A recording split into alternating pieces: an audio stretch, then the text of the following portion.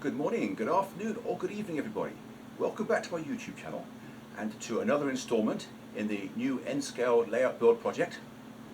If you're watching last time, you will have seen me start work on the structural backdrop that goes down the middle of the peninsula and supports the upper deck. This time, as promised, I'm going to show you how I deal with tracks that have to pass through that backdrop. But before I go out to the workshop and start work, I want to talk briefly about my intentions for this YouTube channel. At the end of the last project, when I made the decision to abandon the time-lapse videos through lack of popularity, I decided that I was instead going to release 2 shorter episodes each week instead of 1 longer one, so that my viewers who have got used to 2 videos a week don't get disappointed. But then, looking back on the last few episodes of this series, I see that they've gradually got longer and longer to the point where they're now full-length episodes. So I'm going to consciously attempt to redress that issue. I make no apologies for this video being so much shorter than usual.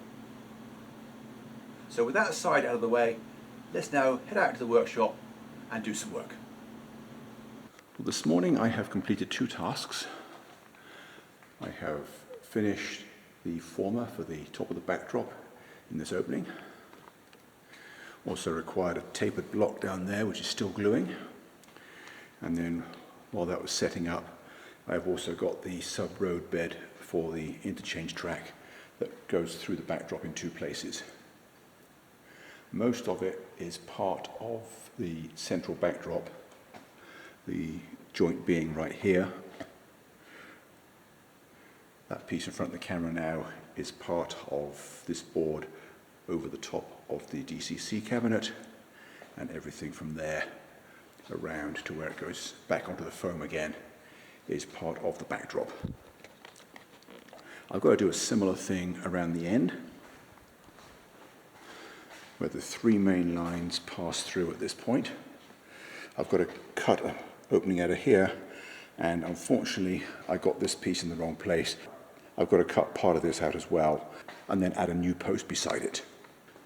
Anyway, that will be a job for this afternoon, so I'll check in with you later. Don't go away. Well, that is the size of the hole that I've got to cut out of that post. But not to worry, it will still be self-supporting, and I will add another post in here when I know how much clearance I have. This curve extends a lot further than it should right now. Ultimately, it will go straight for a short distance, about like that, and then curve again. I have added 2 glue blocks in the corner because this piece wasn't quite long enough to reach the post.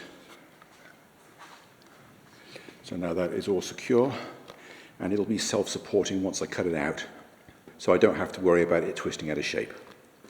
Let me get the skill saw, cut a big hole in that, and then I can start working out how the road bed can go through it. So don't go away, I'll be right back.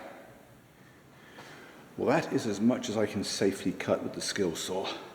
For the rest, I'm going to have to use the oscillating multi-tool.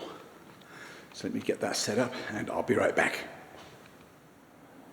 Well, it may look a bit awkward, but it is now structurally sound again. The main beam will actually be across where it's widest, from there to there,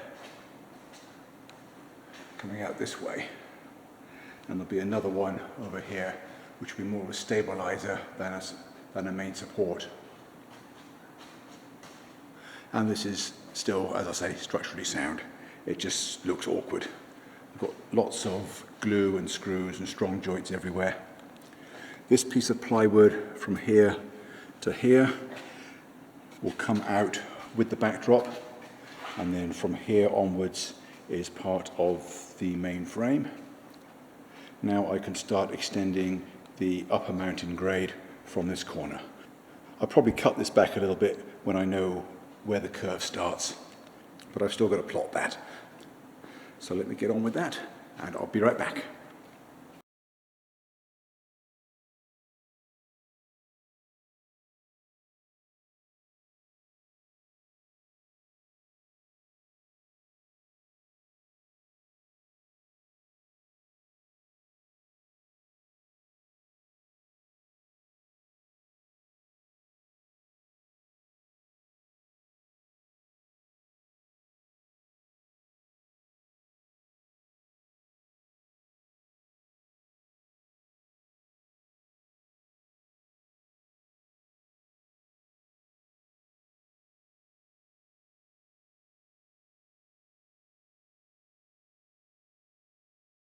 Well, that's all for this episode.